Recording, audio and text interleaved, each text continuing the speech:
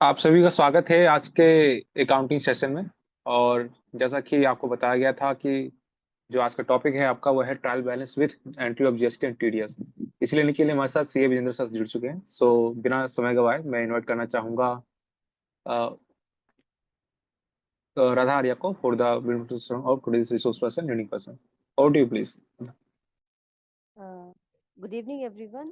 It is an honor to introduce Shri Vijender Kumar Bansal ji, a highly accomplished professional with deep expertise in finance, law, and social service.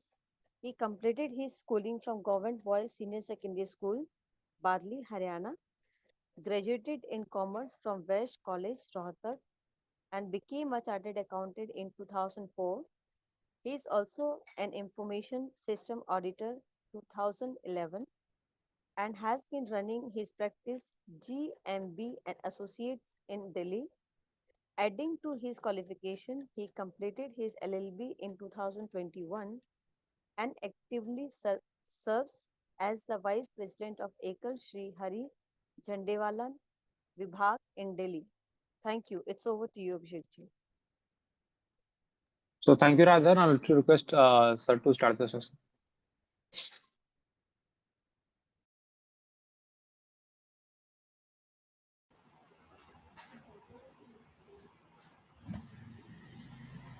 Hello. Yes, sir, we can hear you. Yeah, my voice is clear. Yes, sir, clear, sir. Okay. Good evening, everybody. Today, Good evening, sir. good evening. Today we will discuss about trial balance. Trial balance को हिंदी में तलपट बोलते हैं। Trial balance क्या meaning होते हैं, क्या objectives होते हैं, क्या उसका फॉर्मेट होता है, ट्रायल बैलेंस क्यों बनाया जाता है। इसके साथ साथ हम इसके जीएसटी की एंट्री, हमारे जर्नल एंट्रीज एंड टीडीएस की जर्नल एंट्री जो हमारे ट्रायल बैलेंस में कैसे रिफ्लेक्ट होंगी वो हम इसमें इनकॉर्पोरेट करेंगे। ठीक है। सबसे पहले मैं बता दूं व्हाट इज ट्रायल बैलेंस, इसका मीनिंग क्या है, क्या इसके ऑब्जेक्टिव है। About will help you do not segregate our financial transaction into debit and credit amounts. Will first and foremost, you will not be able to prepare your financial statement, leading to no understanding of your business, financial and others. तो क्यों हमें require हुई इस business की financial debit और credits transaction का एक summary प्राप्त करने के लिए हमें ट्रायल बैलेंस की जरूरत पड़ी। जब जर्नल एंट्री करते हैं, जर्नल एंट्री आप लोगों को सबको पता है जर्नल एंट्री क्या होती है। अकाउंटिंग एंट्री जो जर्नल एंट्री होती है, वो अकाउंटिंग एंट्री करने के बाद हमारे पास लेजर बनते हैं, खाता जिनको बोलते हैं।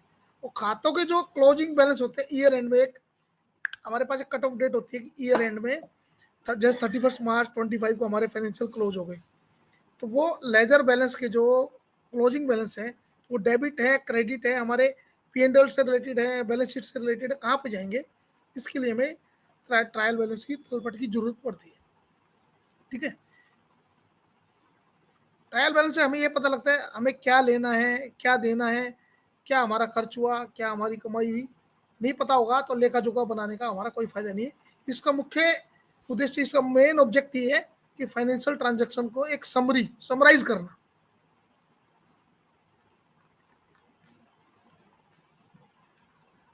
Trial balance, obviously, it is a part of a financial statement that record the financial balance of our ledger accounts at a cut-off date.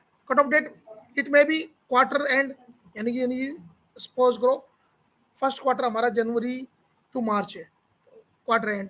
It may be financial year and, जैसे कि 31 मार्च 2025 को हमारा फाइनेंशियल ईयर एंड हुआ, तो जनवरी to March 25 quarter भी हो सकता है, अप्रैल टू मार्च हमारा ये फाइनेंशियल ईयर एंड भी हो सकता है। तो इट डिपेंड्स ऑन कि हमें किस पीरियड का चाहिए, तो उस पीरियड से रिलेटेड हमारा ये ट्रायल बैलेंस हुआ, जिसमें हमें डेबिट क्रेडिट दो कॉलम्स होते हैं, डेबिट साइड क्रेडिट साइड दोनों मैच होनी चाहिए। यदि हमारा डेबिट और क्रेडिट मैच नहीं होगा तो हमारा ट्रायल बैलेंस मिसमैच का मतलब कहीं ना कहीं बुक कीपिंग में हमारे सिस्टम जो है एक्यूरेट नहीं है, कहीं ना कहीं हमारी गड़बड़ी हुई है किताबें लिखने में, यानी कि जर्नल एंट्री करने में। जर्नल एंट्री करने में गड़बड़ हुई या हमारे को लेजर बनाने में गड़बड़ हुई, लेजर भी ठीक बने तो उस लेजर का जो क्लोजिंग बैलेंस है वो कैरिड फॉरवर्ड करने में दिक्कत हुई। अदरवाइज हमारा डेबिट और क्रेडिट ट्रायल बैलेंस का दोनों साइड वो मैच होनी मस्ट है। चमाते how to prepare a trial balance, कि ट्रायल बैलेंस को बनाए कैसे। ट्रायल बैलेंस को बनाने से पहले हमारे को सबको आप सबको पता होना चाहिए कि अकाउंटिंग एंट्री क्या होती है, जर्नल एंट्री क्या होती है। क्या किसी एक 2-3 पर्सन का हम अनम्यूट कर सकते हैं? अभिषेक जी, अभिषेक जी। सर स्टूडेंट्स को तो अपने आप को अनम्यूट कर सकते हैं। हाँ, तो 2-3 स्टूडेंट जो भी जिनकी भी इच्छा हो वॉलंटरली अपना अनम्यूट करके बताएंगे मेरे को जर्नल एंट्री क्या होती है। Anyone?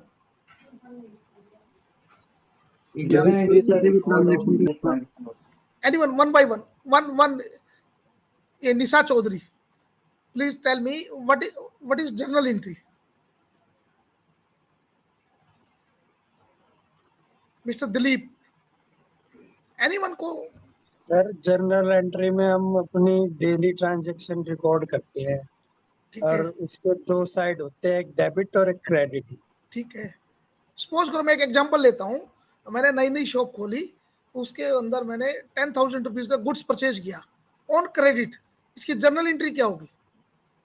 Sir purchase account debit होगी, purchase account debit to creditor account. Absolutely right. यदि हमारे को ये पता है हमारी जर्नल एंट्री ठीक है, जर्नल एंट्री करने के बाद अब जब हम लेजर प्रिपेयर करेंगे तो वहां पे कितने लेजर प्रिपेयर होंगे इस जर्नल एंट्री से? सर दो लेजर प्रिपेयर कौन होंगे कौन से?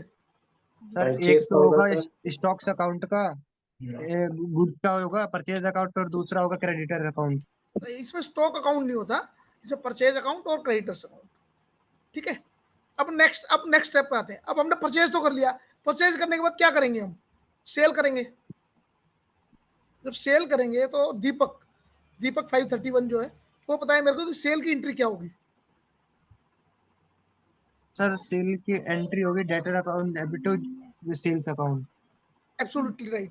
यदि क्रेडिट माल बिकता है तो डेटर्स टू सेल। ठीक है, यदि हमारा कैश सेल बिकता है तो उसकी भी दो तरीके हैं, डेटर टू सेल करके उसको बाद में कैश रिसीव कर लें, या cash debit to sale. Sale की इस ट्रांजेक्शन में हमारे कितने अकाउंट बनेंगे? सर पहली बारी में तो 3 और दूसरी बारी में 2। नहीं, पहली बारी में 3 कैसे? सर वो डेटर अकाउंट, सेल्स अकाउंट और कैश का बिल बिल्कुल बनेगा सर। बिल्कुल बिल्कुल बिल्कुल ठीक। यदि हम उस मेथड को फॉलो करेंगे तो 3 अकाउंट बनेंगे, और सेकंड मेथड फॉलो करेंगे तो 2 अकाउंट बन जाएंगे। अब आप लोगों को ये पता लग गया कि जर्नल एंट्री के बाद मेरे लेजर अकाउंट बन जाएंगे। जर्नल एंट्री और लेजर के बाद अब मैं इसी को आगे फर्दर इसको प्रोसीड करते हैं।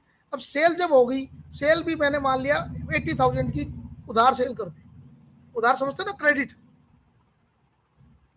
ठीक है, अब उसमें से 75,000 मेरे पास पेमेंट आ गई, वेदर इट इज कैश और बैंक, चाहे वो चेक के थ्रू आई चाहे कैश में आई, उसकी क्या ट्रांजेक्शन करेंगे? Journal entry. Sir cash account debit to debtor account. Cash account debit to debtor account. Debtor account. ठीक है, अब उससे क्या होगा? हमारा लेजर अकाउंट में जब जो डेटर का लेजर अकाउंट देखेंगे वहां हमने पहले जो डेबिट अमाउंट किया था, अब जितना कैश रिस्क उतने अमाउंट से क्रेडिट हो जाएगा। ठीक है, Yes, यदि हमारी पूरी पेमेंट आ गई अकाउंट नील हो जाएगा, हमारी पेमेंट पूरी नहीं आई तो उस अकाउंट में कुछ बैलेंस बचेगा, वो हमें देखना कि वो डेबिट बैलेंस है क्रेडिट बैलेंस है। जर्नल एंट्री के बाद लेजर। अब लेजर में हम और थोड़ा सा इसको ना और थोड़ा सा टिपिकल करते हैं। सपोज करो उस बंदे को हमने सर्विस दी, डेटर्स को गुड्स के साथ साथ सर्विस भी दी, तो उसने हमारा 5,000 टीडीएस डिडक्ट कर लिया। क्या एंट्री करेंगे? Journal entry. पहले वाले एग्जांपल में मेरे 80,000 का मैंने उसको माल बेचा, 75,000 की उसने पेमेंट कर दी, 5,000 मेरा टीडीएस डिडक्ट कर लिया, तो टीडीएस डिडक्शन की एंट्री क्या होगी? कोई बता सकता है?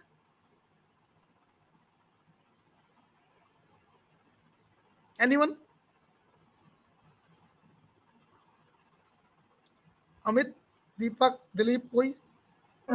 सर एक बार रिपीट करना सर दोबारा से। TDS account debit to cash या बैंक अकाउंट। 80,000 का हमने किसी कस्टमर को सर्विस दी, आई एम चार्टर्ड अकाउंटेंट, मेरे पास कोई बंदा आया आईटीआर फाइल करानी है, मैंने उसको बताया भी आईटीआर फाइल करेंगे, 80,000 मेरी फीस है, मैंने आईटीआर फाइल कर दी, फीस का बिल रेज कर दिया। जब फीस का बिल रेज करेंगे तो जो गुड्स सेल वाली की जगह सर्विस आ जाएगा, देखिए customer debit, debtor debit to goods और सर्विस। एग्रीड और नॉट एग्रीड? Agreed sir. अब सामने वाली पार्टी ने, जो उस कस्टमर ने, क्लाइंट ने मेरे को 80,000 के बजाय 75,000 की पेमेंट कर दी, whether it is cash or by bank or check, NEFT, RTGS, any one mode, 5,000 उसने मेरा TDS डिडक्ट कर लिया। तो उस TDS की क्या एंट्री करेंगे हम? Sir cash account debited 80,000, RTGS account credit 5,000 and codes account 7। नहीं, ये कहीं गलती हो गई। Any other one, another one? आप क्वेश्चन में पूछ रहा हूँ, उसमें हिचकिए नहीं, किसी कोई मार्क्स नहीं कटने वाले। आप जितना मेरे साथ डिस्कस करेंगे उतना आपको कॉन्सेप्ट क्लियर होंगे, तो आप फटाफट आगे कर पाएंगे। Sir cash account debit 75,000, TDS account debit 5,000 to जो भी मतलब जिसकी सर्विस चाहिए, इनडायरेक्ट इनकम से सर या direct your good name? Sir your good name? Sir Moksh. Moksh, absolutely right, आपने बिल्कुल करेक्ट आंसर दिया है। देखो हमारे अकाउंटिंग प्रिंसिपल्स हैं, debit what's comes in, credit what goes out.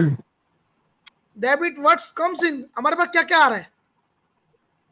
हमारे पास दो चीजें आ रही हैं, कैश, कैश और ऑब्लिक बैंक, यानी चेक भी हो सकता है, कैश भी, डेबिट हो गया। दूसरी चीज क्या आ रही है? TDS भी हमारे पास ही आ रहा है। TDS हमारे पास किसी करेंसी में ना होगे, हमारे डेबिट बैलेंस आ रहा है, हमारा एसेट्स है वो भी। तो आपने बिल्कुल ठीक जवाब दिया कि TDS भी डेबिट होगा, और जो डेटर है, कस्टमर है, एनीवन जो भी ABCD नाम होगा, उसको हम क्रेडिट कर देंगे। ठीक है, अब थोड़ा सा इसको और कॉम्प्लिकेटेड करते हैं। जो मैंने 80,000 का बिल रेज किया, उसमें 72,000 मेरी सर्विस है और 8,000 GST अमाउंट है। GST आप लोग समझते हैं ना, गुड्स एंड सर्विस टैक्स, जो सर्विस में भी लगता है, गुड्स में भी लगता है। तो अब मेरे उस एग्जांपल को जो हमने पहले सेल किया था, डेटर्स टू सेल, अब इसमें एक ऐड कर दिया मैंने कि सेल और service amount 72,000, 8,000 is GST amount. तो what will be journal entry for that example? एक बार क्वेश्चन दोबारा बता। क्वेश्चन से पहले हमने माल खरीदा, माल बेच दिया। अब मैं कह रहा हूँ जो माल बेचा या सर्विस दी, उसमें मेरा GST का पार्ट भी है। हमने टोटल बिल रेज किया है किसी कस्टमर या क्लाइंट को 80,000 का, 72,000 का उसे गुड्स कह लो या सर्विस कह लो, एनीवन, डजंट मैटर, 8,000 उसके अंदर GST अमाउंट है। तो हमारी जर्नल एंट्री क्या होगी? Sir debtor account debit to sale account to output CGST output है cash sorry to sales account 72,000 to output GST 8,000। 8,000। अब यहाँ पे हमारा GST क्रेडिट हो रहा है, डेबिट हो रहा है? क्रेडिट हो रहा है। क्रेडिट हो रहा है। क्रेडिट हो रहा है, ठीक है ना, क्योंकि वही प्रिंसिपल हमारा फॉलो करेगा। Debit what comes in, credit what goes out, all expenses are debited and all incomes are credited. आप लोगों को पता है ना हमारा बेसिक प्रिंसिपल अकाउंटिंग का क्या है, ये उसको माइंड में रखोगे तो आप कभी भी कोई भी कंफ्यूजन क्रिएट ही नहीं होगी। अब हम आगे बढ़ते हैं, हमारे को जर्नल एंट्री पता लग गई, जर्नल एंट्री से हमारे को लेजर बनाना आ गया। अब हमारे पास कितने लेजर हो गए? देखो, sale, purchase, cash, TDS, GST, ठीक है, बहुत सारे लेजर हो गए। अब इन लेजर्स के जब हमें किसको क्या लेना है, क्या देना, वो कैसे पता लगे? इन लेजर के क्लोजिंग बैलेंस को हम ट्रायल बैलेंस के रूप में एक समराइज करेंगे, जिससे हमें ये पता लगेगा कि ये हमने किसको क्या लेना है, क्या देना है, क्या हमारे पास आया, क्या गया, क्या वो डेबिट और क्रेडिट उन सबसे डिसाइड होगा कि वो मेरा इनकम है, एक्सपेंस है, मेरे को लेना है, मेरे को देना है। चले आगे, यहाँ तक किसी को कोई डाउट? No sir. चलते हैं। अब मैं देखो, आप लोगों को एक कोई सीट शेयर हुई होगी, है आपके पास? तो अभिषेक जी, वो सीट इनको शेयर की थी नो बच्चों को? Sir, just I am sharing. हाँ जी, सर मैं शेयर कर रहा हूँ बस। कर दो, एक बार कर दो तो ताकि उनको एग्जांपल से इजी हो जाए।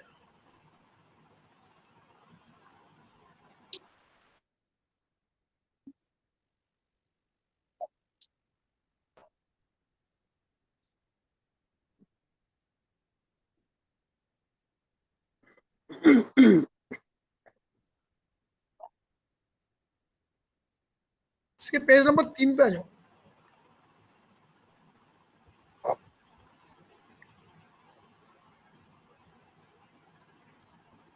देखो दोस्तों, अब हम स्टार्टिंग से एक बार जो जर्नल एंट्री अभी डिस्कस कर रहे थे उन्हीं को एक बार रिवाइज कर लेते हैं। ठीक है, हमने सबसे पहले माल खरीदा। माल कितना खरीदा? टोटल बिल मेरा 80,000 का। यहाँ पे देखो फर्स्ट एंट्री में ही मेरा जीएसटी इनपुट दिखाई दे रहा है। Yes sir. ठीक है, वो जो जीएसटी आउटपुट था हमारा सेल के ऊपर, हमारा परचेज के ऊपर क्या हो जाएगा? जीएसटी इनपुट हो जाएगा। इनपुट हो जाएगा, इसलिए यहाँ पे वो डेबिट हो गया। जब सेल करेंगे तो वो क्रेडिट हो जाएगा। क्रेडिट। ठीक है, यस सर। हाँ अभिषेक जी थोड़ा नीचे करते रहना। सेकंड एग्जांपल, वो जो हमने माल परचेज किया था, टोटल मेरा 80,000 का बिल था, मैंने कस्टमर को 1 लाख का बेच दिया। 90,000 सेल अमाउंट और 10,000 मेरा जीएसटी अमाउंट। ठीक है, यस सर। एग्री। चलो नेक्स्ट, थर्ड, पहले अपने माल खरीद लिया फिर माल बेच दिया, यही होता है? कुछ और होता है? यही होता है सर। भाई जब मैं कोई नया बिजनेस स्टार्ट करूँ तो क्या करूंगा? भाई गुड्स खरीदूंगा तो बेचूंगा, या मैं सर्विस दे दूंगा डायरेक्ट। थर्ड Yes, मेरा sir. है, अब मैंने सर उससे एक बार पेमेंट ली। फर्स्ट एंट्री दिखा दो। फर्स्ट एंट्री एक बार दोबारा दिखा दीजिए। ये देखिए, इसके हम नरेशन भी एक चीज होती है जो जर्नल एंट्री के साथ लिखी जाती है, जिससे हमें पता लग जाए कि ऊपर जो आइटम्स हैं उससे क्या मतलब है, उसका पर्पज क्या है। तो इसलिए each and every journal entry का नरेशन जरूर देना चाहिए। जैसे मैंने लिखा इसमें being amount of goods purchase, यानी कि इस एंट्री को ना भी देखो तो नरेशन पढ़ने से पता लग रहा है कि ये माल खरीदने की एंट्री की गई। हिंदी समझ में आ रही है? Sir, where are you sharing the entries? Yes. On which platform you are sharing the entries? I am not able to see them. Is it in Abhishek, WhatsApp group or here? Abhishek ji अब आप WhatsApp कर दीजिएगा इनको। सामने है आपके, screen पे भी आ रहा, आप Entry स्क्रीन पे price देखोगे, स्क्रीन पे हाँ। बिल्कुल क्लियर नजर आ रहा है। वहीं पे शेयर किया हुआ पीपीटी हाँ, सिस्टम पे। आप स्क्रीन पे देखोगे तो आपको व्हाट्सएप की जरूरत नहीं पड़ेगी। जूम मीटिंग के जिस पेज पे आप फर्स्ट पेज पे दिख रहे हो तो Okay, सामने okay, आपको sir. स्क्रीन Okay, दिखाई दे रही now है। I get it. Okay, sir. Agreed? Okay okay Yeah. Fine. अब देखो फर्स्ट मैंने माल परचेज किया, सेकंड उसके बाद मैंने माल सेल कर दिया। माल सेल करने के बाद क्या करेंगे हम? एक बिजनेसमैन क्या करता है? पैसे की रिकवरी करेगा। Yes sir. ठीक है, तो उसके लिए थर्ड एंट्री थोड़ा सा चाहिए। थर्ड एंट्री में हमने, अब माल तो बेचा था 1 लाख रुपए का। अब वो बंदा गया पैसे लेने तो कहता है मेरे पास तो 1 लाख है नहीं, जितने थे उसने दे दिए। उसने यहाँ पे 95,000 पे किए। 95,000 कैसे पे किए?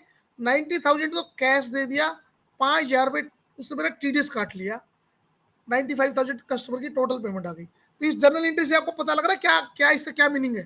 Third journal entry. Yes sir. ठीक है, 5,000 टीडीएस जो डेबिट हो रहा है वो कस्टमर ने मेरा काटा है। ये बुक्स किसकी बन रही है? मेरी बन रही है।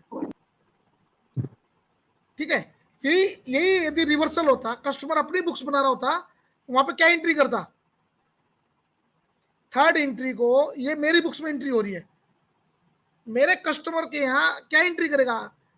Gas anyone? Yes sir. बताइए।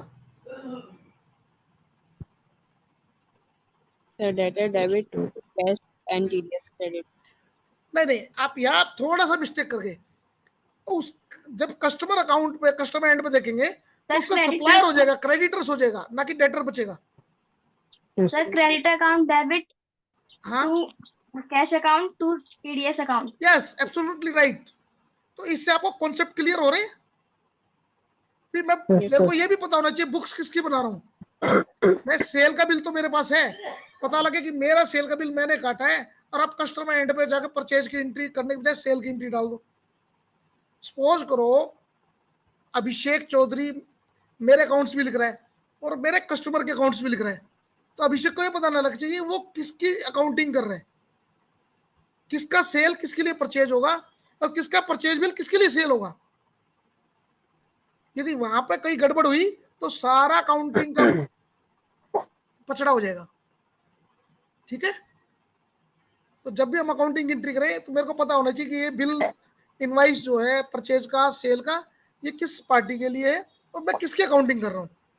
ऐसी सिचुएशन बहुत आएंगी जब आप आगे कहीं अकाउंटिंग करने जाओगे तो वो पता लगे कस्टमर की अकाउंटिंग भी आप कर रहे हैं और सप्लायर की अकाउंटिंग भी आप ही कर रहे हो, तो वहां ध्यान रखने वाली चीज है।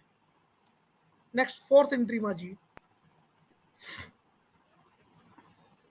फोर्थ नीचे अभिषेक जी थोड़ा पेज नीचे करिए। अब जब मेरे पास पेमेंट आ गई, मैंने एक स्टाफ को रखा अपनी शॉप पे, ऑफिस में एक स्टाफ को रखा। स्टाफ को जब हम सैलरी देंगे तो क्या एंट्री करेंगे? Salary account debit to salary account debit to cash. यदि मैं उसको पे कर रहा हूँ, बैंक से पे कर रहा हूँ, बैंक आ जाएगा। और यदि मैं उसको पेबल कर रहा हूँ, अभी उसकी सैलरी जमा कर ली, पे बाद में करेंगे, तो wage and salary debit to salary payable और वेज पेबल। ठीक है, next 5 number entry. Abhishek ji नीचे कर दीजिए 5। अब मेरे पास पेमेंट आ गई, पेमेंट आ गई तो अब मेरी एज ए ह्यूमन बीइंग क्या जिम्मेवारी बनती है कि मैं जिसका मैंने माल खरीदा उसको भी पेमेंट कर दूं। ठीक है, तो मैंने उस जो पेमेंट आई थी मेरे पास 90,000 कैश, उसमें से 72,000 मैंने अपने सप्लायर को दे दी जिससे माल खरीदा था। ठीक है, 7,000 रुपये मैंने अपने स्टाफ को दे दी, तो मेरे पास कैश इन हैंड कितना बचा? यदि ये मेरे पास कंप्यूटराइज बुक्स नहीं है, मैनुअल है, तो आप लोगों को पता है मेरे पास कैश इन हैंड कितना बचा? मैं रिपीट कर रहा हूँ, 90,000 मैंने रिसीव किया कैश, 72,000 पे कर दिया सप्लायर को, 7,000 मैंने स्टाफ को दे दिया, तो मेरे पास कैश इन हैंड कितना बचा? 11,000। ठीक है, 11,000 कैलकुलेट करके बता रहे हो या एंट्री समझ के बता रहे हो? ठीक है, नेक्स्ट आते आगे। अब यहाँ पे हमारी जर्नल एंट्री हो गई। जर्नल एंट्री से हम जो जैसे जैसे डेटर जैसे जैसे क्रेडिटर है। अब सपोज करो ये वाली एंट्री है, 5 नंबर एंट्री की मैं बात करता हूँ। अब मेरा क्रेडिटर लेजर बनेगा इस एंट्री से, कैश लेजर। तो क्रेडिटर लेजर में मेरे क्रेडिटर के लेजर में 72,000 का अमाउंट किस साइड जाएगा, डेबिट साइड या क्रेडिट साइड? Credit side. ठीक है, क्रेडिट साइड जाएगा। एक बार सोच लीजिएगा कहाँ जाएगा।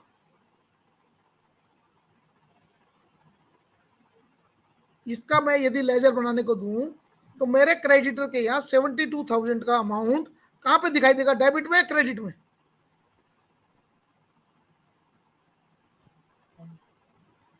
सर अगर पेमेंट नहीं की होती तो क्रेडिट में दिखाता, हमने पेमेंट उसको कर दिया तो हमारे डेबिट साइड में दिखाना चाहिए। मैं 5th ट्रांजैक्शन जो स्क्रीन पे दिखाई दे रही मेरी की, उस जर्नल एंट्री की बात कर रहा हूँ। उस जर्नल एंट्री से यदि मेरे लेजर बनेंगे तो मेरे 2 लेजर बनेंगे, एक क्रेडिटर और कैश। क्रेडिटर लेजर में मेरा 72,000 का अमाउंट डेबिट साइड में दिखाई दूंगा या मेरा क्रेडिटर्स का जो नेचर है क्रेडिट वहां पे दिखाई देगा? सर कैश क्रेडिटर के लेजर में क्रेडिट साइड दिखाई देगा। नहीं मैं रिपीट नहीं कर सर, डेबिट साइड देगा सर, पैसा आ रहा है। Sir debit side. देखो आप कंफ्यूज ना हो, यहाँ पे मैं जर्नल एंट्री नहीं कर रहा। इस एंट्री के अंदर क्या दिखाई दे रहा है? क्रेडिटर को डेबिट कर रहे हैं, क्रेडिट कर रहे हैं? डेबिट कर रहे हैं। डेबिट कर रहे हैं तो नेचुरल सी बात है कि इसके लेजर में भी ये डेबिट होगा। यहाँ पे वो एंट्री वाला कॉन्सेप्ट नहीं लगाना मेरे को, debit what comes in credit what goes out, वो नहीं लगाना। वो कॉन्सेप्ट जब मैंने जर्नल एंट्री की वहां लगा चुका, उसका काम खत्म हो गया वहां पे। अब मेरे को इन यहाँ से जो बैलेंस दिखाई दे रहे हैं 72,000 और डेबिट और क्रेडिट, ये पर्टिकुलर कोर्सपोंडिंग इनके अकाउंटिंग लेजर में जाने हैं अमाउंट। तो यहाँ पे क्रेडिटर डेबिट हो रहा है, तो क्रेडिटर के डेबिट साइड लिख दूंगा जाके, कैश क्रेडिट हो रहा है तो कैश के क्रेडिट साइड जाके लिख दूंगा। चलो नीचे देखते हैं, ठीक है, आओ थोड़ा सा मूव करो सर। अब देखो कैश का लेजर देखो, सबसे पहले कैश, जैसे कहते हैं ना सबसे पहले मतलब गणेश भगवान की पूजा होती है, तो ऐसे ही हम ना कैश नकदी दिखाई देती है ना, आता हुआ अच्छा लगता है, तो सबसे पहले हमने कैश लेजर ही बनाया। अब देखो इसमें सबसे पहले एंट्री मैंने की, इस लेजर अकाउंट में डेबिट हो रहा है 90,000 जो हमने कस्टमर से रिसीव किया। उस जर्नल एंट्री में जाके देखोगे तो वहां पे कैश डेबिट हो रहा है, कैश डेबिट टू कस्टमर। आपको याद आ रही है वो जो जर्नल एंट्री की थी कैश रिसीव की? Yes sir. कैश रिसीव की जर्नल एंट्री क्या की थी हमने?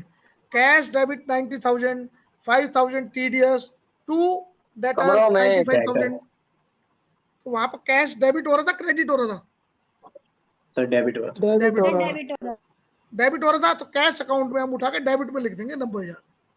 बड़े वाले बोतल में पानी भर के रख दिया। और क्रेडिटर वाली जो लास्ट एंट्री थी, 5th ट्रांजेक्शन, उसमें हमारा कैश क्रेडिट हो रहा था 72,000 हमने कैश लिख दिया यहाँ। स्टाफ को पेमेंट की थी 4th जनरल एंट्री में हमने, salary to cash, cash credit हो रहा था, हमने क्रेडिट में लिख दिया। ये अकाउंट समझ में आ रहा है लेजर? Yes sir.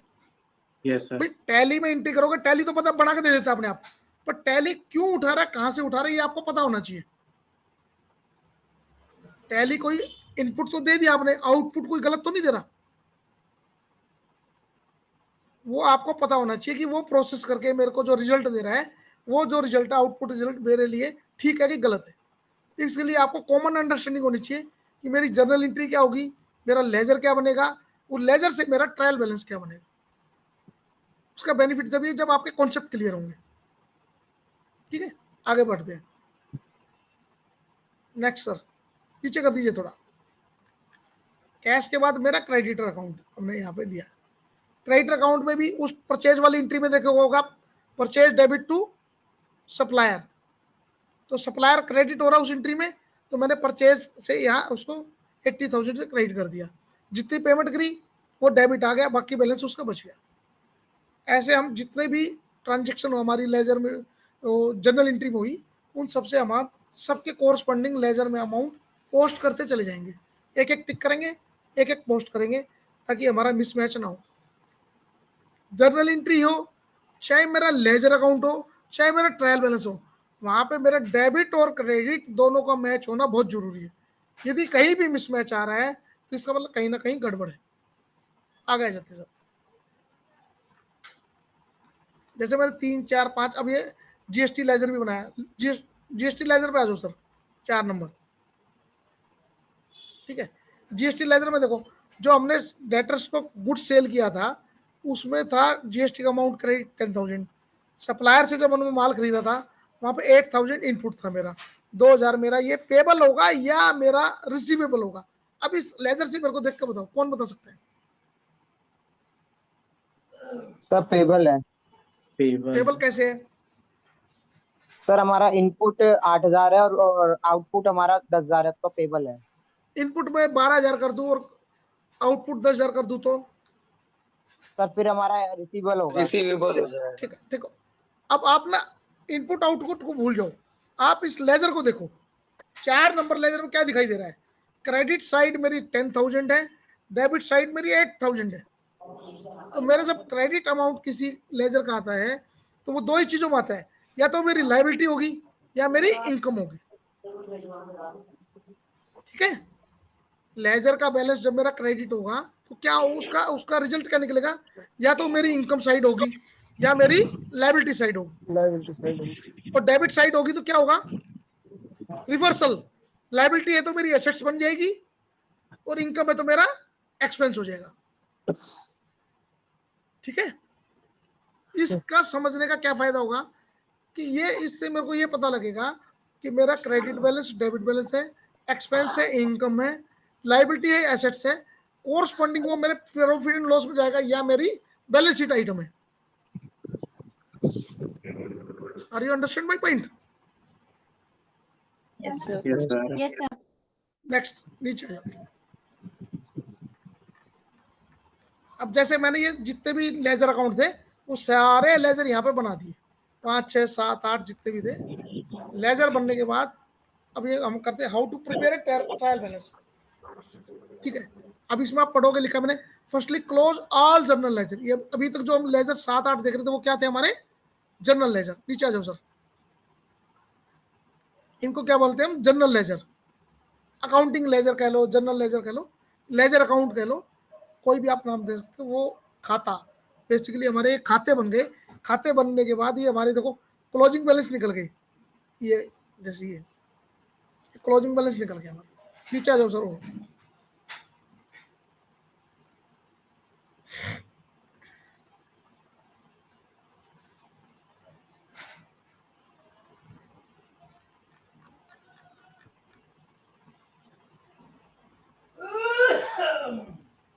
नीचे आ जाओ सर, नीचे अभिषेक जी थोड़ा नीचे कर दो,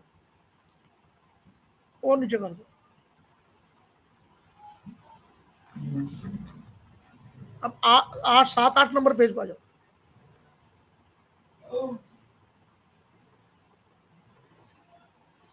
और नीचे आ जाओ, बस बस बस। अब थोड़ा सा बड़ा कर दो इनको ताकि दिखाई दे जाए इनको।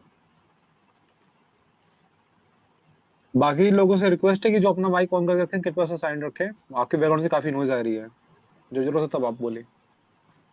देखिए दोस्तों, अब ये ट्रायल बैलेंस एक फॉर्मेट है जिसके अंदर हमने क्या लिखा है, trial balance as on. As on का मतलब होता है किस डेट में हमारे बैलेंस आ रहे हैं, किस डेट में, यानी कि मैं मान लिया क्वार्टरली अपने फाइनेंशियल बनाता हूँ तो उस क्वार्टर एंड पे, हाफ ईयरली बनाता हूँ तो उस हाफ ईयर एंड पे, और मैं ईयरली क्लोज करता हूँ अपने अकाउंट्स तो उस ईयर एंड पे। जैसे आप नियर अबाउट हमारे 31 मार्च 2025 को हमारे अकाउंट्स क्लोज हुए, तो हम यहाँ पे लिखे ट्रायल बैलेंस एज ऑन 31/3/2025। ठीक है, इसके अंदर हमने लिखा कि ये जो हमारे पर्टिकुलर्स हैं ये हमारे लेजर अकाउंट के नेम है, जो भी हमने लेजर अभी बनाए उन सबके यहाँ पे नाम आ जाएंगे। लेजर फोलियो नंबर का मतलब होता है कि उस लेजर का अकाउंट पेज नंबर कौन सा है। मेरे को मान लिया बैलेंस देखना हो कहीं गलत तो नहीं आया या ठीक तो नहीं आया, तो मैं उस लेजर अकाउंट के जाके उस लेजर फोलियो नंबर पे जाकर उसका क्लोजिंग बैलेंस चेक कर सकता हूँ कि ये मेरा ठीक है गलत है। फिर यहाँ पर डेबिट और क्रेडिट, जिस अकाउंट का जो बैलेंस है, क्रेडिट बैलेंस है क्रेडिट साइड में लिख देंगे, डेबिट बैलेंस है डेबिट साइड में लिख देंगे। ओवरऑल इन डेबिट और क्रेडिट का टोटल मस्ट बी इक्वल, दोनों का बैलेंस मैच होना चाहिए। यदि 1 रुपये का भी फर्क है या 1 पैसे का भी फर्क है तो कहीं ना कहीं मिस्टेक हुई है, जर्नल एंट्री में हुई, जो लेजर बनाने में हुई, या लेजर से बैलेंस हमने ट्रायल बैलेंस में लिखने में गलती कर दी। नीचे आ जाइए सर,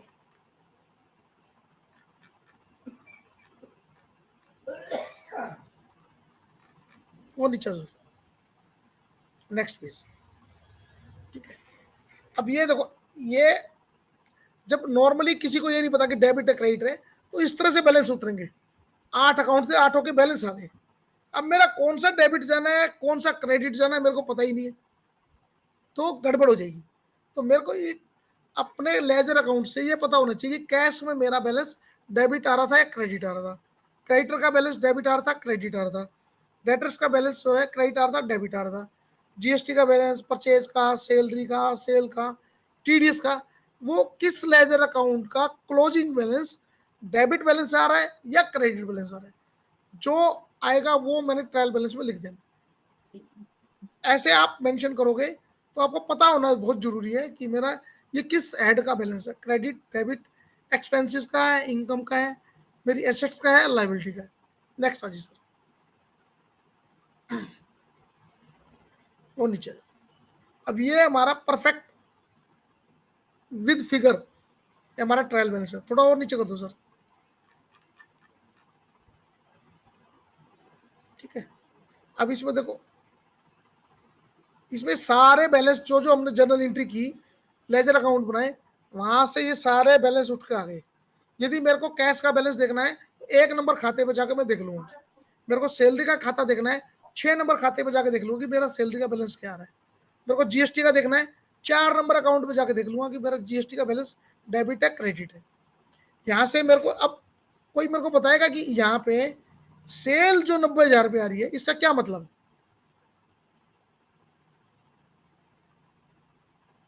एनीवन?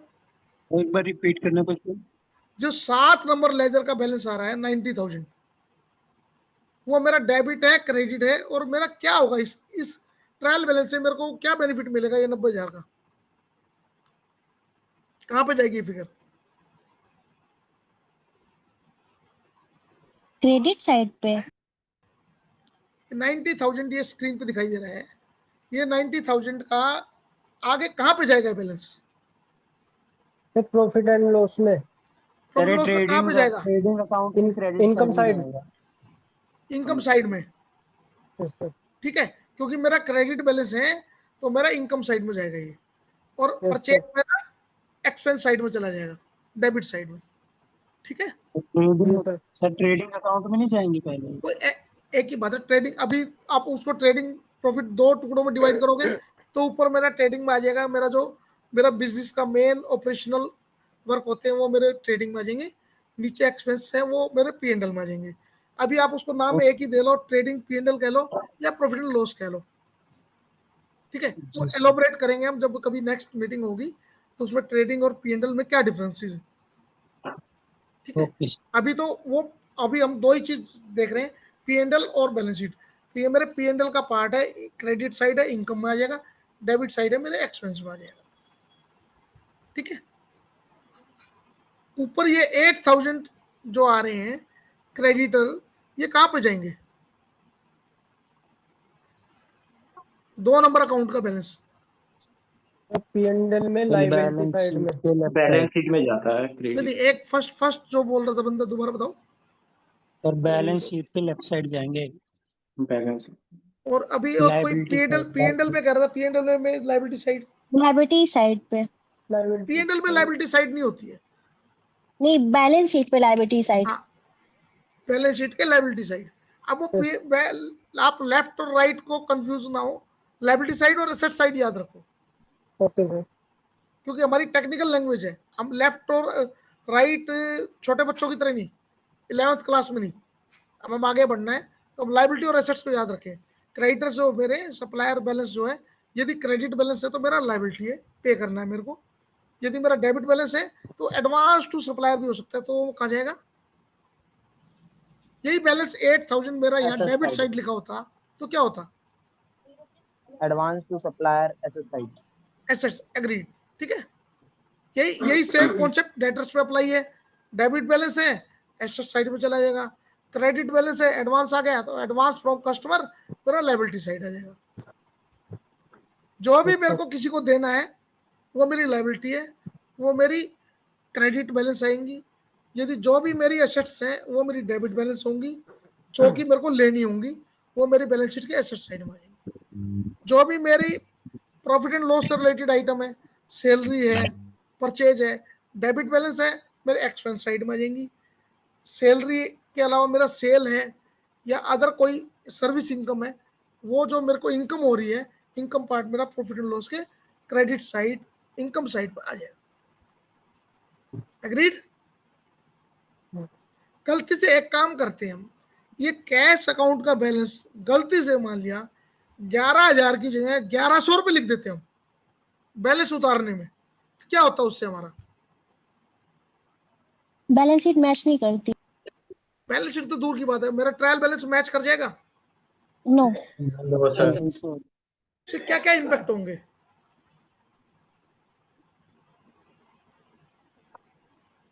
जब मेरा ट्रायल बैलेंस मैच नहीं करेगा तो सबसे पहले मैं बैलेंस शीट और प्रॉफिट लॉस बनाने की सोचूंगा ही नहीं।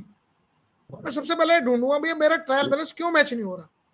लेजर चेक करेंगे एग्रीड। उसके लिए मैं रिवर्स जाऊंगा कि मेरा किस किस अकाउंट के, यहाँ पे तो चलो 8 है, यदि 8,000 बैलेंस भी होंगे या 8,000 अकाउंट भी होंगे तो मैं उन लेजर बैलेंस को देखूंगा भैया मेरा कहाँ पे मिसमैच हो रहा है, तो क्यों आ रहा है। जब मेरा ट्रायल बैलेंस ओके होगा तो ही मैं आगे बढ़ूंगा P&L और बैलेंस शीट के लिए। तो इसलिए रिमेंबर कि total of debit credit column always must be match. यदि अनमैच है, चाहे वो 1 रुपए से है, तो इग्नोर नहीं करना, पहले उसको ट्रेस करना क्यों भी। वो अलग बात है कि एक मेटेरियलिटी कॉन्सेप्ट होता है, जहाँ अब अंबानी की बैलेंस शीट हुआ 10 करोड़ का, 50 करोड़, 10,000 करोड़ का हुआ, 1 रुपया क्या ढूंढना उसके लिए। पर हम एक छोटी संस्था, हमारी सक्षम भारती या मैं विजेंद्र बंसल हूँ, उसकी एक बैलेंस शीट है, तो उसमें हमारा कोई भी डिफरेंस है तो पहले वो ट्रेस करना डिफरेंस क्यों, मेरे को पता होना चाहिए कि मैंने कहाँ गलती की। किसी का कोई क्वेश्चन?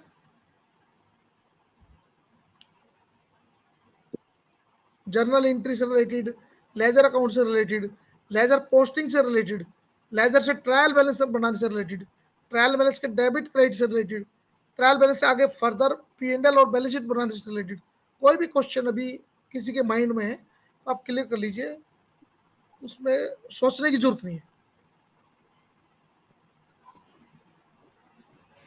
सर सस्पेंस अकाउंट क्या होता है? सस्पेंस अकाउंट वो होता है, अब मान लिया मैं बिजनेस में हूं और मैंने आपको अपॉइंट कर दिया कि आप मेरा बिजनेस थोड़ी देर की देख लीजिए, मैं जा रहा हूँ कहीं। अब बैंक में कोई पेमेंट आ गई, आजकल IMPS NEFT RTGS आ जाती है, चेक आता है तो मेरे को पता लग जाएगा किसके नाम का चेक है। सपोज करो 5,000 मेरे बैंक अकाउंट में आ गई, अब मेरे को यही नहीं पता कि वो पेमेंट कहाँ से आई, किससे आई। अब पेमेंट तो मैंने बैंक मैच करना है, तो बैंक को तो मैं डेबिट कर दूंगा, क्या एंट्री करेंगे, bank debit to credit side में किसी एक बंदे को रखना है ना मेरे को, क्रेडिट में किसको रखूंगा, कस्टमर को रखूंगा, या मेरे को नाम पता होगा, या कोई सप्लायर से मैंने एडवांस लिया, या बैंक से लोन लिया, या मेरे कैपिटल अकाउंट के थ्रू पैसा आ रहा है।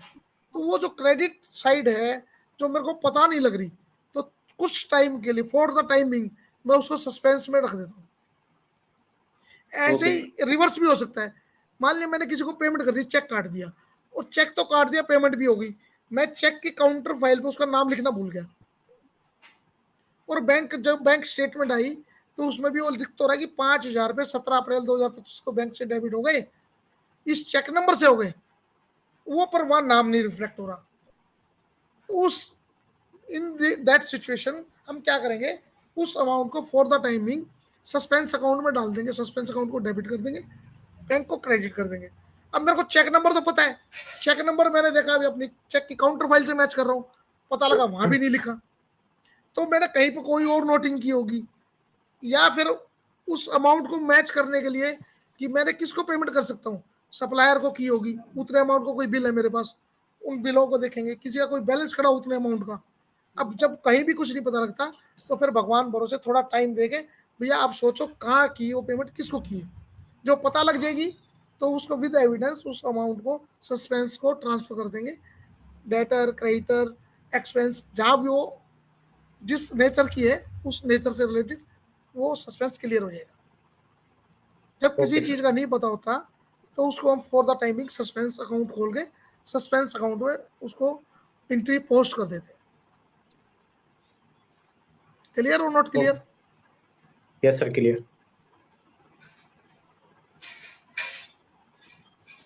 तो कॉन्ट्रा एंट्री, कॉन्ट्रा एंट्री के अंदर जनरली आप देखोगे कि आपने टैली आता है, आप लोगों को नहीं आता है सर थोड़ा बहुत आता है, नहीं, थोड़ा बहुत नहीं, वो छोड़ दो, बेसिक कमांड्स टैली के अंदर जैसे F5 से पेमेंट, F6 से रिसीट।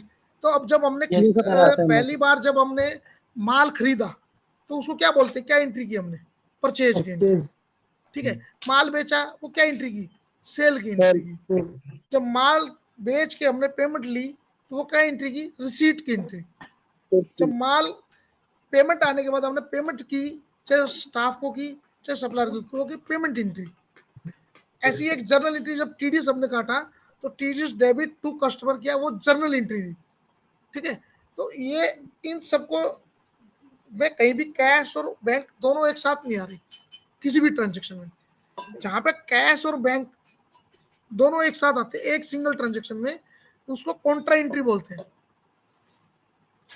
पहले मैनुअल कैश बुक बनती थी तो उसके अंदर कैश और बैंक का एक सिंगल लेजर होता था, इसलिए उसको कॉन्ट्रा एंट्री बोला जाता है, जो कैश और बैंक से रिलेटेड है। या मेरे दो अकाउंट है, बैंक अकाउंट, एक बैंक से दूसरे बैंक में पैसा आ रहा है जा रहा है, तो उस एंट्री को भी हम पेमेंट और रिसीट के थ्रू ना करके कॉन्ट्रा एंट्री के थ्रू पास करते हैं, जिसमें कैश और बैंक के अलावा कोई इन्वॉल्वमेंट नहीं होती, उस एंट्री को हम कॉन्ट्रा एंट्री बोलते हैं। Okay sir. बोलिए बोलिए।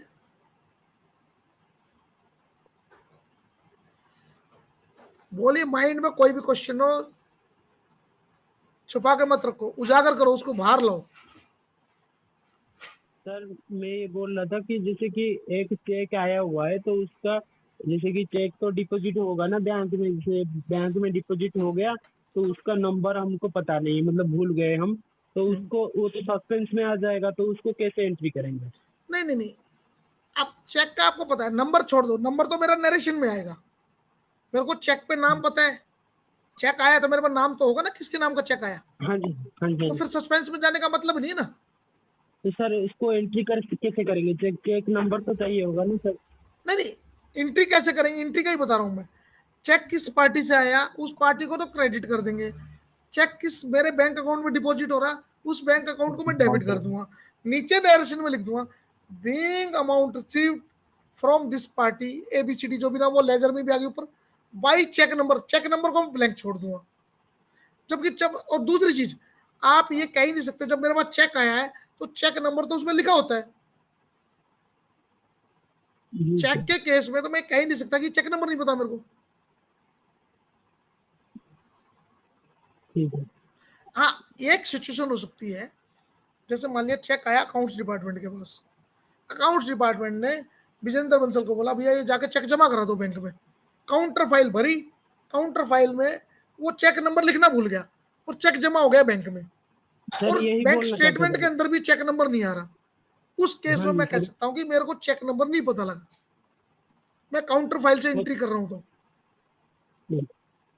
तो वहां पे पार्टी का नाम तो मेरे को पता ही ना किसका चेक आया, तो सस्पेंस में नहीं जाएगी, पर वो नरेशन में, उसका नरेशन में आ जाएगा being amount received by cheque number this, cheque number blank छोड़ देंगे हम।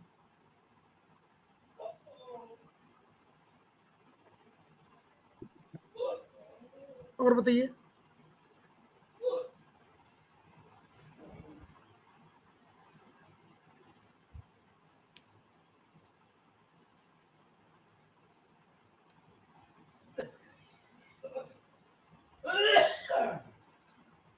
एनीवन,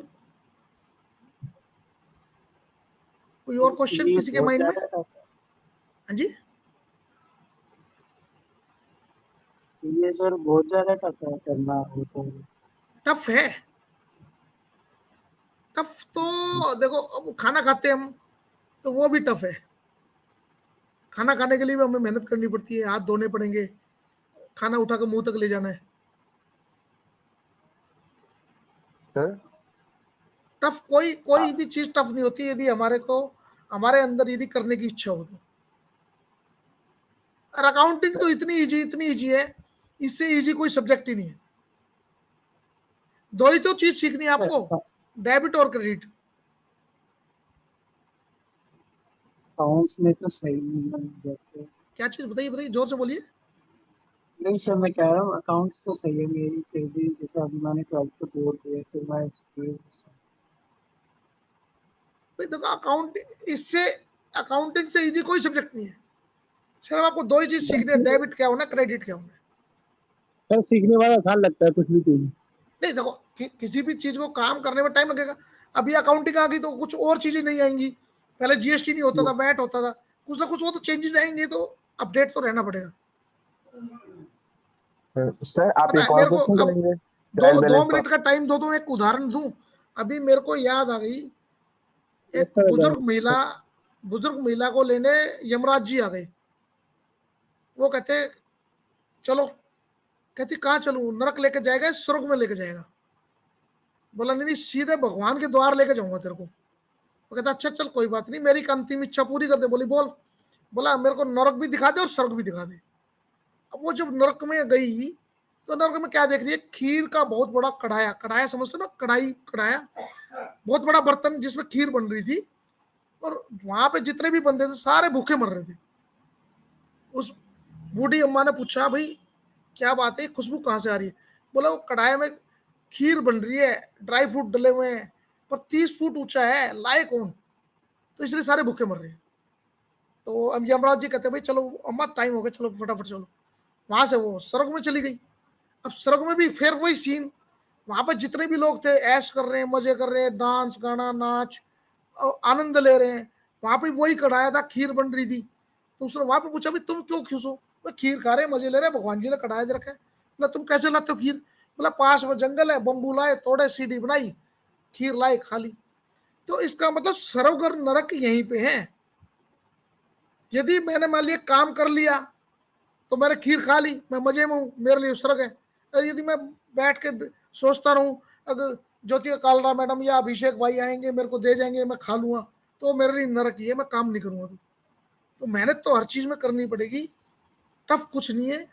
थोड़ी सी भी अंदरूनी इच्छा हो, काम करो, काम करने की इच्छा हो, कोई भी चीज टफ नहीं है, कोई भी चीज। मेरे को आप लोगों को बैकग्राउंड नहीं पता, आप कहाँ से हो कैसे हो, और मैं अपनी बताता हूँ, मैं हिंदी मीडियम से और एक छोटे से गांव से बिलोंग करता हूँ। जब मैं विनोद कालरा जी के पास आया था, उन्होंने पहली बार पूछा रिज्यूम या बायोडाटा लाए हो? बीकॉम करके आया था, मेरे को ये नहीं पता था कि बायोडाटा रिज्यूम बोलते किसको।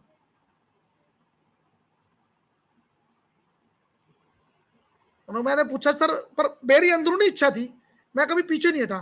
सर होता क्या ये तो बता दो। बोला अपना नाम काम पता, बस सर लिख लो कागज पे, बोल देता हूँ। हंसने लग गए वो, बोले यार कैसा नाड़ी आदमी है, मतलब मेरे को ही कह रहा लिख लो। भाई आपने नाम गांव, पिताजी का नाम गांव पूछना है ना, मैं बता देता हूँ, यही तो उसमें लिखना बायोडाटा में। उस दिन वो समझ गए थे, बोला बेटा तू साइड बैठ जा, तो यही काम का बंदा मेरे। अंदरूनी इच्छा थी। यदि मैं उस दिन हताश होकर घर चला जाता, यार ये तो मेरे को पूछा है, मेरे को तो कुछ आता ही नहीं, तो घर ही बैठा रहता फिर अपने।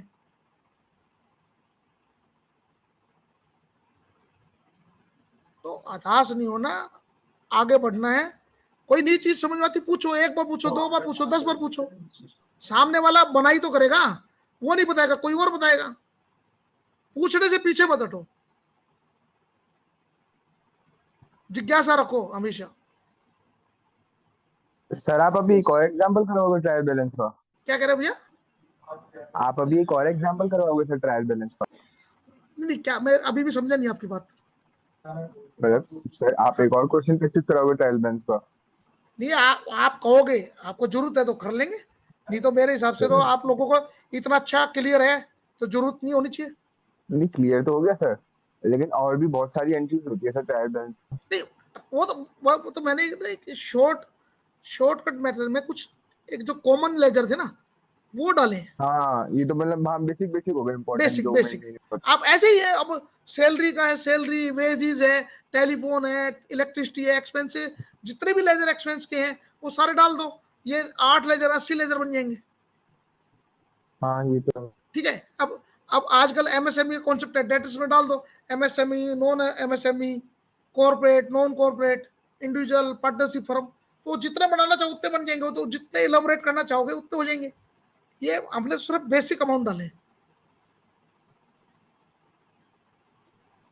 अब कैश में बैंक देना चाहो बैंक डाल दो, बैंक ओडी है, बैंक सीसी लिमिट है, सिक्योर्ड लोन है, अनसिक्योर्ड लोन है, कैपिटल अकाउंट है, बहुत सारे लेजर तो जितने चाहो उतने, जहां जहां जिस चीज की जरूरत है वो वैसे वैसे ही, कॉन्सेप्ट वही है।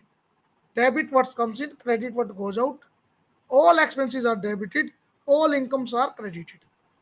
सब में वही कॉन्सेप्ट फॉलो करना है।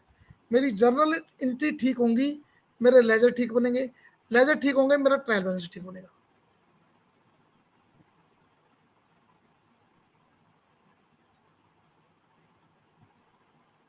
और बताओ।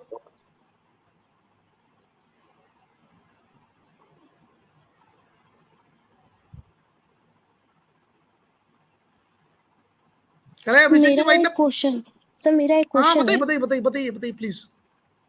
सर जीएसटी से है, जैसे हम किसी को सेल करते हैं, किसी पार्टी को हमने सेल किया, पर उसने हमें कोई माल रिटर्न कर रहा है वापस, माल वापस आया, हाँ, तो हम उसको जब अगर हम उसका पोर्टल से एक ईमेल जनरेट करते हैं अब रिटर्न का। देखो मैं आपके बीच में डिस्टर्ब करके आप ही से क्वेश्चन कर रहा हूँ। जब माल गया था तो हमने सेल की एंट्री की थी, हाँ ठीक जी, है, क्या एंट्री की थी? Customer debit to sale, sale customer debit to sale और टू जीएसटी। जब माल जी, वापसी आ रहा है उससे तो क्या एंट्री करेंगे? इसकी रिवर्स कर दो। उल्टी कर नहीं दो। सर मैं वो चीज नहीं पूछ रही हूँ ओके आपसे। बताइए। मैं पोर्टल से पूछ रही हूँ कि जैसे हम लोग सेल रिटर्न का एक जीएसटी ई वे बिल जनरेट होता है, तो सेम वही प्रोसेस रिटर्न का भी जीएसटी पोर्टल से रिटर्न का होता है ना ई वे बिल? नहीं, वो सप्लायर देगा क्रेडिट नोट। तो जब सप्लायर क्रेडिट नोट देगा तो उसकी यहाँ वो उसकी जीएसटीआर 1 में जाएगी वो ट्रांजेक्शन। और ई वे बिल तो मेरे को ट्रांसपोर्ट के लिए, माल मूवमेंट के लिए, गुड्स की मूवमेंट के लिए ई वे बिल। ई वे बिल का गुड्स रिटर्न का है या गुड्स सेल्स, उसको लेना देना नहीं मेरा। वो वहां पे जैसे अब दिल्ली के अंदर, लोकल दिल्ली के अंदर में कोई मूवमेंट होती है तो 1 लाख रुपीज की ट्रांजेक्शन पे से ऊपर पे ई वे बिल की एप्लीकेबिलिटी है। और दिल्ली से इंट्रा स्टेट यानी कि हरियाणा, पंजाब, कोई any one state out of Delhi, वहाँ 50,000 की लिमिट है दिल्ली से मूवमेंट में। तो वो गुड्स मूवमेंट के लिए मेरे को ई वे बिल की जरूरत है। माल वापसी आ रहा है, वो कितने अमाउंट का है, मेरा उस लिमिट से अंदर है 50,000 और 1 लाख की, तो मेरे को ई वे बिल की जरूरत नहीं है। सर ऐसी कंडीशन होती है क्या अगर 50,000 से कम भी मेरा माल है तब भी हम जीएसटी जनरेट ई वे बिल जनरेट कर रहे ई हैं? वे बिल जनरेट कर सकते हैं, बिल्कुल डेफिनेटली कर सकते हैं। 50,000 से कम हो तो भी? तो सेम प्रोसेस है कि अगर रिटर्न हो रहा है तो भी मेरा जीएसटी बिल्कुल बिल्कुल जनरेट होगा? ऑप्शनल है, वहां पे मना ही नहीं है, बट कंपलसरी नहीं है। ओके, तो सर मैं इसमें ये पूछ रही थी, तो रिटर्न जब होता है तो हम वहां पे पोर्टल पे सेल्स रिटर्न का ऑप्शन सिलेक्ट करते हैं या फिर उस पे हम क्रेडिट नोट डाल के करेंगे? नहीं, उसमें गुड्स रिटर्न का ऑप्शन है ना वहां पे। हम गुड्स रिटर्न कर सकते हैं वहां पे? हाँ बिल्कुल। अगर सर उसमें हम क्रेडिट नोट डाल के अगर ई वे बिल जनरेट करते हैं तो कुछ रॉन्ग है ये? नहीं है वहां पे कोई गुड्स रिटर्न हाँ का, जी, क्रेडिट नोट का नंबर डाल सकते हैं, ऑप्शन वहां पे गुड्स रिटर्न का ही है। हाँ नहीं सर एक्चुअली मैं गुड्स रिटर्न का ऑप्शन है, हमने उसको एक्सेप्ट नहीं किया। अदर जो ऑप्शन रहता है अदर का, वहां पे हमने अदर ऑप्शन अदर करके सिलेक्ट आप क्रेडिट करके नोट हाथ से लिख दो। हाँ क्रेडिट नोट डाल के तब हम जनरेट कर रहे हैं, तो वो सही है? नहीं देखो, बेसिक पर्पज क्या है कि वो गुड्स मूवमेंट होनी है एक जगह से दूसरी जगह, और जो डिपार्टमेंट का बंदा सपोज करो जो ऑन द वे खड़ा होगा, उसको ये पता होना चाहिए कि ये ई वे बिल किस पर्पज के लिए बना है, बस। आप अदर्स लिख के करो, क्रेडिट नोट डाल के करो, गुड्स रिटर्न करके करो, कोई फर्क नहीं पड़ता। वो तो इनवर्ड हो रहा है या आउटवर्ड हो रहा है, किस पार्टी के लिए इन्वर्ट है और कौन जनरेट कर रहा है, किस पार्टी के लिए आउटवर्ड है वो और कौन जनरेट कर रहा है, वो चीजें क्लियर होनी चाहिए। Okay sir, thank you sir. आपको कई बार क्या होता है, हम जॉब वर्क के लिए भेजते हैं, जॉब वर्क में भी आप जॉब वर्क लिख दो या अदर लिख दो, ठीक है ना। सर मेरा एक क्वेश्चन है। Okay sir.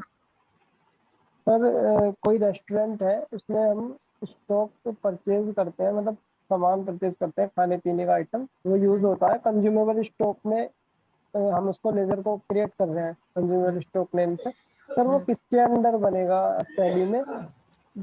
Consumer stock direct expense के अंदर बन जाएगा। ओके भाई मेरा प्रॉफिट एंड लॉस का पार्ट है ना, जहां परचेज डालता हूं मैं, परचेज के साथ ही मैं एक जैसे एग्जांपल ले लेता हूँ, मान लिया मैंने बाजार से आटा खरीदा, रेस्टोरेंट की बात करते हैं, अब आटे के साथ मैंने नमक भी खरीदा, मसाले भी खरीदे, ठीक है, आटे के साथ मैं थोड़ी सी मैदा भी खरीद ली पूरी बनाने के लिए, अब मैं सेल पूरी कर रहा हूँ, तो आटा तो मेरा मेन परचेज हो गया। अब जो नमक है, मसाला है या जो मैदा है, उसको आप कंज्यूमेबल में डाल दो और उसको अपना डायरेक्ट एक्सपेंस पे डाल दो, under that direct expense. Sir एक क्वेश्चन और है, मेरे को क्रेडिट नोट में और डेबिट नोट में कंफ्यूजन होता है, मैं काफी वीडियोस देख चुका लेकिन मेरा क्लियर नहीं हो पा रहा। दोबारा बताओ, आराम से बताओ, क्या कह रहे हो? सर क्रेडिट नोट और डेबिट नोट में बहुत ज्यादा कंफ्यूजन है, मैं काफी वीडियोस देख चुका यूट्यूब पे, लेकिन मैं क्लियर आप नहीं कर कोई पा भी एक एग्जांपल पकड़ लो, अभी सारे कंफ्यूजन दूर हो जाएंगे 2 मिनट के अंदर। सर मैंने सेल किया है किसी को माल से किसी को माल सेल किया, हाँ जी सर, ठीक है, अब माल आगे बताओ, डेबिट नोट क्रेडिट नोट की जरूरत क्यों पड़ेगी आपको? सर वो वापस आ रहा है माल, अब वो किसी कारण माल से वापस आ रहा है, माल वापस आ रहा है, तो क्या बनेगा आपके हिसाब से, debit note credit note? Sale return debit to party, entry तो ये बन जाएगी सर। एंट्री छोड़ दो आप, डेबिट नोट बनेगा क्रेडिट नोट बनेगा? क्रेडिट नोट बनेगा। देखो एक सिंपल सा फंडा है इसके अंदर। जब मैंने माल बेचा तो आपने कभी ना हिंदी के खाते देखे हैं, मैनुअल जो लेजर होते हैं, कभी बाजार जाना तो 20-30-50 रुपए का मिल जाएगा कि लेजर खरीद लेना। यस सर, बना रखे हैं लेजर, बना रखे ना, बनाए थे पहले। तो हाँ उसमें जी। कभी देखना जो डेबिट और क्रेडिट होते हैं तो पहले उनके नाम होते थे नामे और जमा। हाँ जी, हाँ जी। हिंदी में देखोगे तो डेबिट क्रेडिट तो अभी ये टैली ने सिखा दिया। जब टैली नहीं था तो क्या लिखे थे, डेबिट को नामे और क्रेडिट को जमा। ठीक है, नामे का मतलब क्या होता था, उसके नाम डाल दो भाई, क्या माल बेचा रहा है उसके नाम लिख दे भाई। किसके चाय लेने जाती है ना चाय वाले की दुकान पे, बोला भाई किसने मंगाई है, बोला भाई फला ने मंगाई, 2 चाय उसके नाम लिख दे। जो उसके नाम लिखना मतलब उसको डेबिट कर दे। ठीक है, जब माल जमा हो रहा है, अब माल वापसी आ रहा है तो किसका जमा करोगे, उसके नाम से कस्टमर का। जब कस्टमर का मैं माल जमा करूंगा तो क्रेडिट नोट बनेगा, क्रेडिट जमा करना है ना मेरे को। यस सर, बिल्कुल। Agreed? Yes sir. Concept clear? Doubt clear? Yes sir. ऐसे ही जब मैं उसमें एक, अब डेबिट नोट का एक और साथ में एक बताता हूँ। मान लिया सपोज करो मेरे को 1000 रुपए का माल बेचना था, गलती से बिल बन गया 900 रुपए का। बाद में पता लगा यार ये तो 1000 रुपए का माल था, 900 में दे दिया। तो मेरे फोन पर बात करी, वो कहता है अच्छा यार 100 रुपए का डेबिट नोट दे दे। उस केस में मैं उसको क्या कर रहा हूँ, उसके नाम डाल रहा हूँ 100 रुपए, तो वहां डेबिट नोट बनेगा। क्लियर? मतलब आप नामे और जमा 2 वर्ड सीख लो, 2 वर्ड दिमाग में आएंगी, सारे क्वेश्चन क्लियर हो जाएंगे कि वो क्रेडिट नोट बनना है डेबिट नोट बनना है। उसके नाम जाना है डेबिट नोट, उसका जमा होना है क्रेडिट नोट। छुट्टी, कोई वीडियो देखने की जरूरत नहीं है।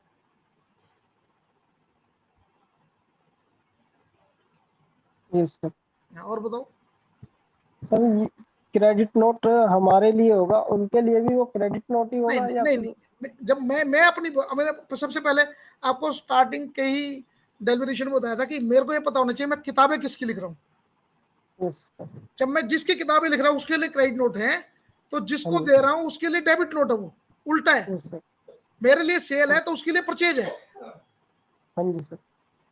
मेरे लिए यदि माल वापसी आ रहा तो गुड्स इनवर्ड है, उसके लिए गुड्स आउटवर्ड है, वो रिवर्स है। ये ध्यान रखना कि जब भी मैं दोनों पार्टियों के अकाउंट्स बना रहा हूँ, नहीं सप्लायर के भी कस्टमर के भी, तो मैंने एक पार्टी जिसका माल वापसी जिसको जमा करना है उसके यहाँ क्रेडिट नोट इश्यू किया, तो दूसरे के लिए डेबिट नोट है वो उसकी बुक्स में। वो नाम डाल रहे हैं सप्लायर के अपने, नामे और जमा, ये याद रखो। नामे और जमा, जी सर।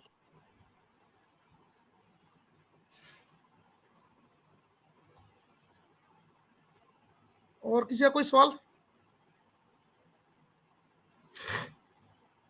जो प्रोविजन फॉर डाउटफुल डेब्ट बनाते हैं, क्या चीज? तो उसको पीएनएल में, सर जो प्रोविजन फॉर डाउटफुल डेब्ट बनाते हैं हम, हाँ, तो उसको जैसे पीएनएल में पहले कर देते डेबिट साइड, पहले और फिर पहले जब पहले बैलेंस, पहले करो चाहे बाद में करो, डेबिट तो होना है यार। सर फिर जैसे बैलेंस शीट में दिखाते हैं तो डेटर में से माइनस करके क्यों दिखाते हैं अब उसे? देखो, जब जो entry provision for doubtful debts की एंट्री पास करोगे तो क्या एंट्री पास करते हैं? प्रोविजन फॉर डाउटफुल डेट्स मेरा एक्सपेंस है, एक्सपेंस डेबिट हो रहा है, क्रेडिट किसको करूंगा? कैश या बैंक? कैश और बैंक तो जा ही नहीं रहा इसमें दोस्त। सर वो इनकम जब से मतलब क्रेडिट साइड से अगर इनकम ज्यादा है तो नहीं उसी से नहीं नहीं नहीं कट जाएगा। नहीं, जब जिस चीज के लिए मैं प्रोविजन कर रहा हूँ, किसके लिए कर रहा हूँ? डेटर्स के लिए कर रहा हूँ। Yes sir. मैं एक देखो सिंपल सा उदाहरण है, मेरा 1 लाख रुपए के मैंने आपको माल बेचा, अब बाद में आप मुकरने लगे भैया मैं तो इतने नहीं दूंगा, मैं तो 90,000 दूंगा, 80,000 दूंगा, आप झगड़ा करने लग गए, तो वहां पर डाउट पैदा होता है कि ये पैसे आएंगे नहीं आएंगे, तो प्रोविजन जब भी तो क्रिएट होगा। 3 साल से पैसे मैं मांग रहा हूँ, आप दे नहीं रहे, दे देना अब क्लास के बाद, भूलना मत, ठीक है? तो अब वो जो 10,000 का डाउटफुल डेट्स है, मेरा एक्सपेंस हो गया क्योंकि मेरे पैसे आने नहीं है, तो 10,000 में आपके अकाउंट में क्रेडिट करूंगा, डेटर्स में ही माइनस करूंगा, तो वो क्रेडिट तो एसेट्स में ही होंगे ना जाके, इसलिए वो डेटर्स में से माइनस हो जाएंगे।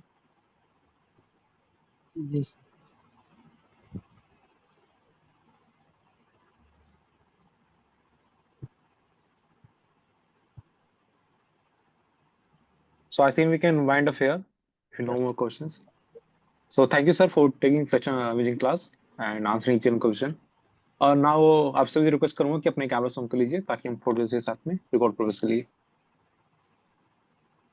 थैंक यू सर, आपने बहुत अच्छी इजी लैंग्वेज में समझाया, काफी अच्छे से समझ आया। Very very thank you sir. सबका धन्यवाद, आप लोगों ने सुना मेरे को। फिर भी कोई क्वेश्चन हो कभी भी आप लोग पूछ सकते हैं, कभी भी, कोई दिक्कत नहीं। बड़े अच्छे से आपने देसी भाषा में समझाया सर, कभी नहीं भूलूंगा। एक्चुअली यार हम देसी है, हिंदुस्तान में पैदा हुए हैं और बेसिकली मैं हरियाणा से बिलोंग करता हूं, तो और थोड़ा सा देसी टच हो जाता है। तो कोई दिक्कत नहीं, आप कभी भी पूछ लो कोई भी क्वेश्चन, कोई दिक्कत नहीं। आपने एग्जांपल दे के बहुत अच्छी तरह समझाया।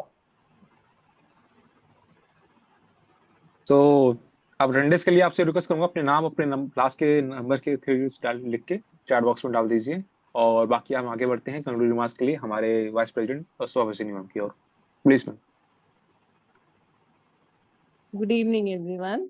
सॉरी मैं वीडियो ऑन नहीं कर पा रही हूँ, कुछ प्रॉब्लम है, इश्यूज आ रहे हैं, सॉरी फॉर दैट। आज की हमारी class trial balance with entry of GST and TDS पर थी, और मिस्टर विजेंद्र बंसल जी ने इतनी सरलता से और एग्जाम्पल्स और स्लाइड्स के थ्रू उसको समझाया कि स्टूडेंट्स का जो क्वेश्चंस का एक सिलसिला चला वो अभी तक जारी था। और जैसे कि वो कह रहे हैं कि देसी भाषा में उन्होंने समझाया, तो बिल्कुल स्टूडेंट्स को क्वेश्चंस पूछने में और आसानी रही। थैंक यू बंसल जी, आपने इतनी अच्छी तरह से बच्चों को बताया। नमस्कार, मुझे सब आप बड़ों का आशीर्वाद है। और आपने साथ ही में एक छोटी सी कहानी भी सुनाई थी जिसमें आपने स्वर्ग और नर्क के बारे में थी, जिसमें यही है कि जो यहीं पर स्वर्ग और यहीं पर हमारा नर्क है, हमें मेहनत करनी है, कोई भी चीज मुश्किल नहीं होती है, बस उसको सीखने की अंदरूनी इच्छा होनी चाहिए। बिल्कुल बिल्कुल, मैं अभी रिसेंटली 2-3 दिन पहले ही मैंने ये स्टोरी कहीं सुनी, तो मतलब देखी, बाकायदा उसको ऑब्जर्व किया, फिर मैंने तो ये हमको इच्छा होनी चाहिए, अंदरूनी इच्छा होनी चाहिए। कोई भी चीज मुश्किल नहीं होती, हम किसी भी एज में हम कोई भी चीज आसानी से सीख सकते हैं, बस शर्त ये है कि हमें अंदरूनी एक इच्छा होनी चाहिए सीखने की, के लिए हम कुछ भी कर सकें। बहुत ही अच्छी तरह से आपने क्लास ली और बच्चों ने, स्टूडेंट्स ने बहुत क्वेश्चंस पूछे और पूछना चाहते हैं। कल की हमारी क्लास का टॉपिक है introduction to Excel with assignments, और हमारी क्लास लेंगी हमारी अपनी CA Miss Mamta Shrestha. We are all looking forward to that, to attend that class, which is tomorrow. Thank you, Jyotika ji, for giving me this opportunity. Thank you, everyone. Thank you, participants. And over to you, Abhishek. Thank you, ma'am. Thank you Vijendra. नमस्कार ma'am. Thanks a lot, बहुत बहुत अच्छा लगा आपसे बात करके। ये तो माते का आशीर्वाद है। हाँ जी बिल्कुल। और आगे के बच्चों को तुम्हारा साथ देते रहेंगे, ये तुमसे एक वादा चाहते हैं। Any time. वो बोले छोटा बैठा था, कह रहा पापा मैं चलूंगा, भाई माफ कर भैया। तो अगली बार उसको भी साथ लाना। ठीक ठीक है, नमस्कार। तो thank you ma'am for your comments. आगे बढ़ते हुए मैं पहले आपसे रिक्वेस्ट करूंगा कि हमारे यूट्यूब चैनल को, जिसमें रोज वीडियो डाली जाती है और आप उसे देख भी सकते हैं, और बाकी आपसे रिक्वेस्ट है कि बस शेयर करें और लोग सब्सक्राइब कराएं और इसे आगे बढ़ाते रहें ताकि हम ज्यादा से ज्यादा लोगों तक पहुंच सके। So thank you. Now like to invite Abhishek, एक सेकंड बस। तो सब हम यस और नो करते हैं कि हमारे यूट्यूब चैनल को कितनों ने सब्सक्राइब किया हुआ है। कल सब उस पर यस लिखेंगे, आज नहीं कल। Okay ma'am. हाँ, क्लास में आपका जो नाम है और सब्सक्रिप्शन साथ में आएगी कि आई हैव सब्सक्राइब। ठीक है Abhishek? Yes, you can continue. So thank you. Now I'd like to invite Hukum Raj for a word of thanks. Hukum Raj, over to you. Good evening, dear friends. On the behalf of Saksam Roja Society, I am Hukum Raj. Extend my heartfelt gratitude. A special thanks to C.A. Vijendra Kumar sir, Bansal sir, for taking session on trial balance with entry of GST and TDS. We truly appreciate your time and effort in our sharing your knowledge with us, sir. To our students, thank you for your energy and active participation. Your engagement made the session more meaningful, and we look forward to see the same spirit in our future program. A special thanks to Ms. Shobha Bhasan ma'am, Vice President of Saksam Roja Society.